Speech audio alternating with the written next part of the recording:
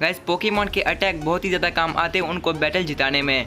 और guys Pokemon के attack के ऊपर आप लोगों को कई सारे वीडियो देखने को मिल जाएंगे, जैसे कि top 10 strongest Pokemon attacks, world strongest attack from each type, ऐसे कई सारे वीडियोस। लेकिन गाइस आज की वीडियो के अंदर हम डिस्कस करने वाले हैं strongest attack from each region. Yes guys, हर एक रीजन में हम सबसे स्ट्रॉन्ग अटैक को लेंगे। और गाइस जाहिर सी बात है कि यहाँ पर सिर्फ लेजेंडरी पोकेमॉन के अटैक ही आएंगे, क्योंकि लेजेंडरी पोकेमॉन के अटैक ज्यादा स्ट्रॉन्ग है लेजेंडरी पोकेमॉन के अटैक से। और गाइस ये सिर्फ मेरा ओपिनियन, इसलिए गाइस मेरे ओपिनियन से हट मत होना। आप लोग मुझे कमेंट करके बता सकते हैं कि आप लोगों के ओपिनियन में कौन सा अटैक ज्यादा स्ट्रॉन्ग है हर एक रीजन में। सो गाइस देखते रहिए वीडियो को पूरा एंड तक। वीडियो पसंद आता तो वीडियो को लाइक कर देना और ऐसे ही पोकेमॉन की अमेजिंग वीडियो देखने के लिए हमारे चैनल को सब्सक्राइब करके बेल आइकन भी ऑन कर देना। तो चलिए गाइस आज की वीडियो को स्टार्ट करते हैं।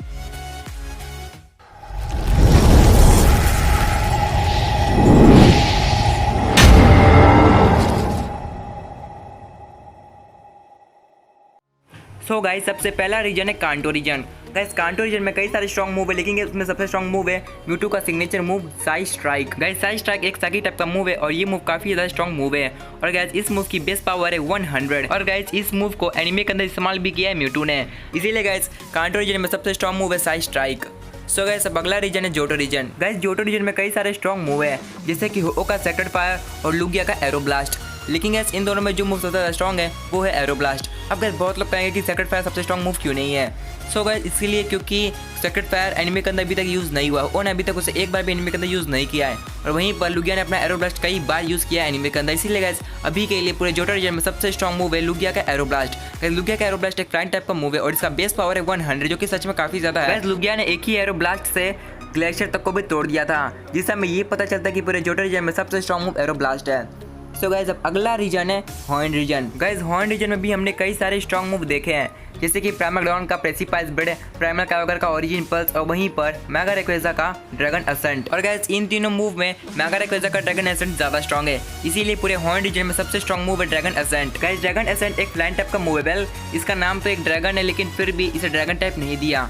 लेकिन गाइस जो भी ये मूव बहुत ही ज्यादा स्ट्रॉन्ग मूव है, क्योंकि गाइस मैगा रेक्वेजा ने अपने एक ही ड्रैगन असेंट से प्राइमाग्राउंड और प्राइमाकागो को एक ही बार में हरा दिया था, जिससे हमें ये पता चलता है कि ड्रैगन असेंट काफी ज्यादा स्ट्रॉन्ग मूव है। और गाइस ड्रैगन असेंट का बेस पावर है 120, जो कि बहुत ज्यादा है।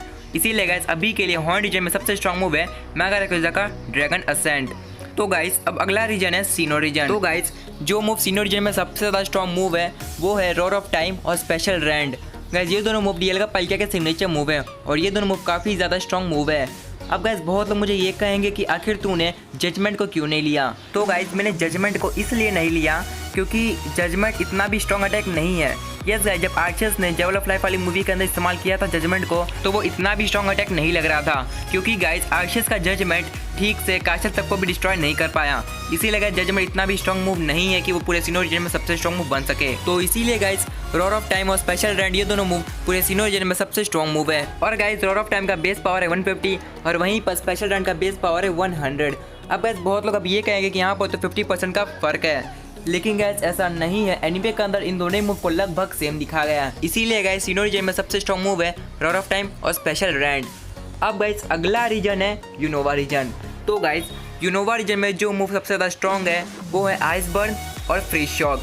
यस गाइस ये दोनों ही मूव क्यूरम का सिग्नेचर मूव है। वेल गाइस ये क्यूरम पे नहीं, ब्लैक क्यूरम और व्हाइट क्यूरम का सिग्नेचर मूव है। गाइस ये दोनों ही मूव आइस टाइप का मूव है और ये दोनों ही मूव काफ़ी ज़्यादा स्ट्रॉन्ग मूव है। और गाइस ये दोनों ही मूव के बेस पावर है 140, जो कि सच में काफ़ी ज़्यादा है।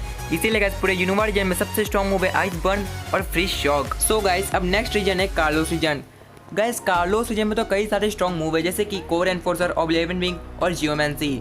लेकिन गाइस इन तीनों में जो मूव सबसे ज़्यादा स्ट्रॉन्ग है वो है येवेल्टल का ऑब्लिवियन विंग। अब बहुत लोग कहेंगे कि ज़ैगार्ड का कोर एनफोर्सर सबसे स्ट्रॉन्ग मूव पूरे कार्लोस रीजन में।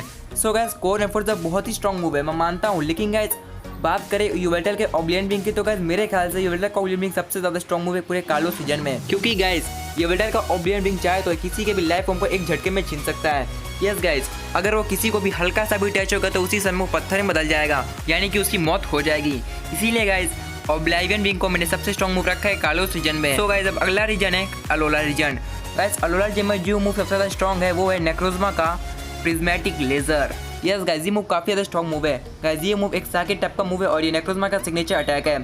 Guys prismatic laser one of the strongest move है साइकिक टाइप में, या फिर मैं ये कहूँ कि ये पूरे साइकिक टाइप में सबसे स्ट्रॉन्ग मूव है। और गाइस इस मूव को नेक्रोजमा ने कई बार इस्तेमाल किया है एनिमे के अंदर। और गाइस ये मूव नेक्रोजमा अपने पूरे बॉडी से फायर कर सकता है। और गाइस प्रिज्मेटिक लेजर का बेस पावर है 160, जो कि मैंने अब तक जितने भी अटैक्स के नाम लिए हैं उन सभी से बहुत ज़्यादा है। सो गाइस इसीलिए जो प्रिज्मेटिक लेजर है वो सबसे स्ट्रॉन्ग मूव है अलोला रीजन में। तो गाइस अब लास्ट रीजन है, यानी कि 8वां region, Galar region. Guys Galar region में जो मूव सबसे ज़्यादा स्ट्रॉन्ग है वो है एटर्नेटस का signature move Eternabeam. I know guys अब आप लोग ये कहोगे कि बेहमद बेस्ट और बेहमद बेस्ट सबसे ज़्यादा स्ट्रॉन्ग मूव है गैलार रीजन में, लेकिन गाइस ऐसा नहीं है। यस गाइस ये दोनों मूव बहुत ही ज़्यादा स्ट्रॉन्ग मूव है, लेकिन गाइस ये दोनों मूव एक कंबाइंड मूव्स है। यस गाइस अगर इन दोनों मूव को साथ में यूज़ किया जाए तो ये मूव सबसे ज़्यादा स्ट्रॉन्ग मूव बन जाएंगे पूरे गैलार रीजन में। लेकिन गाइस अगर इन दोनों मूव को कंबाइन की जगह सिंगल में यूज़ किया जाए, कि गाइस एक पोकेमॉन अटैक करेगा उसके बाद दूसरा पोकेमॉन आकर अटैक करेगा, तो फिर ये दोनों मूव इतने भी ज़्यादा स्ट्रॉन्ग मूव नहीं रहेंगे। और गाइस ये चीज़ हमने खुद एनिमे के अंदर भी देखा है। हाँ गाइस जब ज़ेशियन अपना बेहमद ब्लेड इस्तेमाल करता है एटर्नमेक्स एटर्नेटस के ऊपर तो उसको इतना भी ज़्यादा फर्क नहीं पड़ता, और फिर जब ज़माज़ेंटा आता है अपना बेहमद ब्लेड इस्तेमाल करता है एटर्नमेक्स एटर्नेटस के ऊपर, उस वक्त भी उसको इतना भी ज़्यादा फर्क नहीं पड़ता। लेकिन गाइस जब ये दोनों पोकेमॉन अपने मूव इस्तेमाल करते हैं साथ में, तब गाइस उस वक्त एटर्नमेक्स एटर्नेटस की हालत टाइट हो जाती है।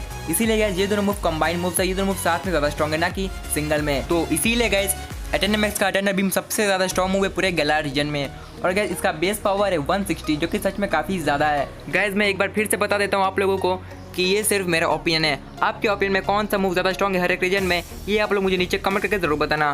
तो चलिए गाइस आज के सिर्फ इतना ही। गाइस वीडियो पसंद आया हो तो वीडियो को लाइक कर देना, और ऐसी ही पोकेमॉन्स की अमेजिंग वीडियो देखने के लिए हमारे चैनल को सब्सक्राइब करके बेल आइकन भी ऑन कर देना। तो चलिए गाइस मिलता हूँ आप सबसे अगली वीडियो में।